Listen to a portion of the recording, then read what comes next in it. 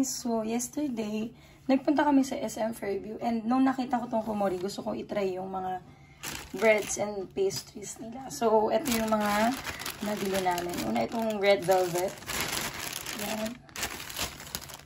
Itong red velvet na meron daw custard sa loob. So, titingnan natin mamaya.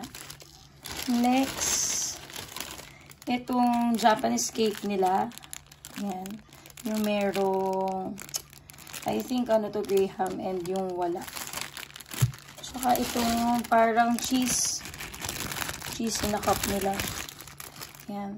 Cheesecake din ata siya na nasa loob ng cup. So, may fish siyang kasama. Spoon. So, let's start. So, unahin natin itong cheese fuwari. So, ganyan siya kalaki. Mga 2 inches. And ito yung pin nila na spoon. Super cute. Ayan. Buy one, take one to eh.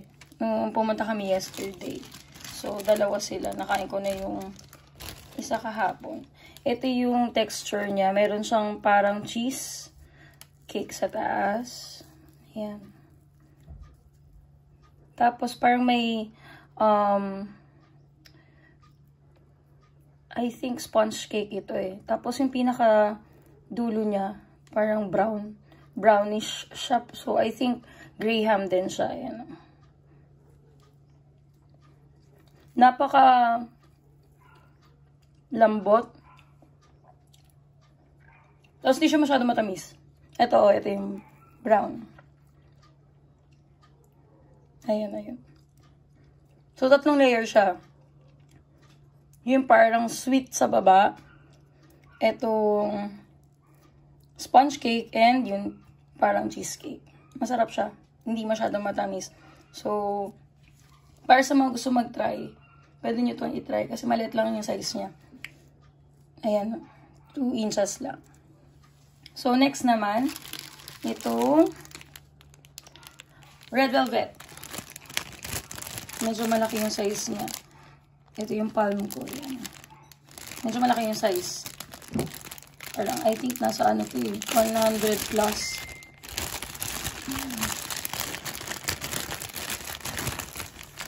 Yung texture naman niya, ito, rough. Rough naman yung texture niya. Pero yung ilalim niya, yung base niya is smooth. So, para siyang merong ano dito. Sugar. And ito yung pinaka nasa taas. So, itatry na natin.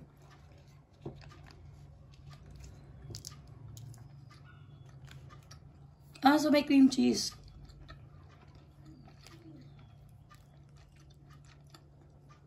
Ito nasa loob ay cream cheese. Sobrang soft ng bread. Ang sarap nung nasa taas. Hindi matamis. Very okay to sa mga masyadong nag-watch ng kanilang sugar. Okay na okay siya. So, try nyo na din. Kasi nagko-complement yung cheese na nasa loob, yung cream cheese, tapos itong bread na hindi katamisan. So, try nyo rin siya. Masarap siya yung red velvet. So, next naman ito yung cheesecake. Isang normal at saka isang merong Graham. So, itry muna natin yung walang Graham. Hindi masyado matatamis yung ano nila, breads nila. Okay siya.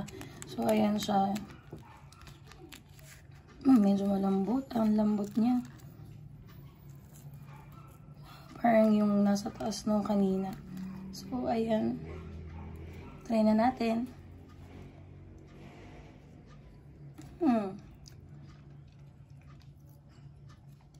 Sobrang lambot. Fluffy. At saka hindi matamis. Okay na okay to sa mga hindi mahilig sa matatamis. So, itry nyo na din siya. And, itong may Graham naman. Yung texture nito as in, sobrang lambot. Malambot na malambot siya. Ito naman, itatry natin. Pupush muna natin yan.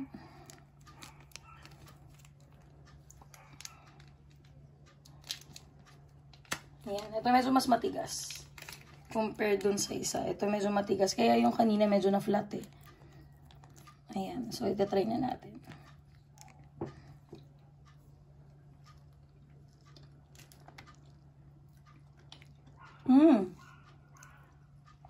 Sa texture, mas hard to.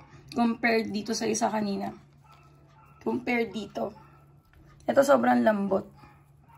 Ito, kung gusto niyo ng medyo may texture, ito yung kunin niyo, yung may graham. Masarap siya. And hindi din siya matamis.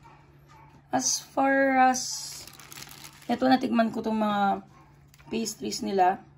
I think sobrang bagay na bagay ang Kumori sa mga hindi masyadong matatamis. Hindi mahilig sa matatamis. Kasi hindi siya masakit sa lalamunan. Okay na okay siya. So, try nyo na din. Bye!